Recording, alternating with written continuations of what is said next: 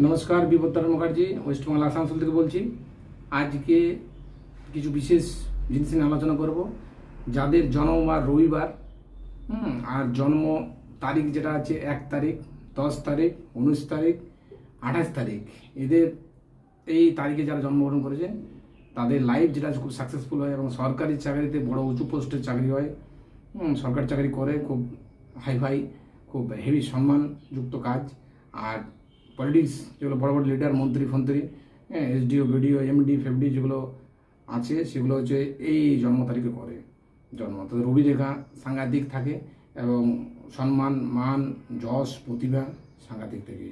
তাহলে রবিবারে জন্মগ্রহণ অবশ্যই করতে হবে এবং আপনার তারিখ 1 তারিখ, 10 তারিখ, 19 তারিখ এবং 28 তারিখ এর মধ্যে জন্মবার হতে হবে। এই জন্মবার হলে যেটা আছে সাকসেস একদম 100% হয়। রবি তাদের খুব উচ্চস্তর থাকে, খুব যশস্বী হয়, নাম প্রতিভা হয় এবং যদি পলিটিক্সে যদি যায় তো সাংঘাতিক উন্নতি করে, সুবক্তা হয়, নাম সম্মান আলাদা টাইপের থাকে। নমস্কার। এর পরবারে আমি আপনার 2 তারিখ চন্দ্রের যে পজিশন, চন্দ্রের পজিশন নিয়ে আলোচনা করব।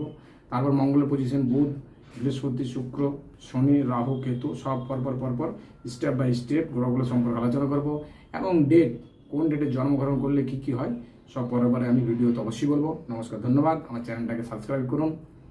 নমস্কার।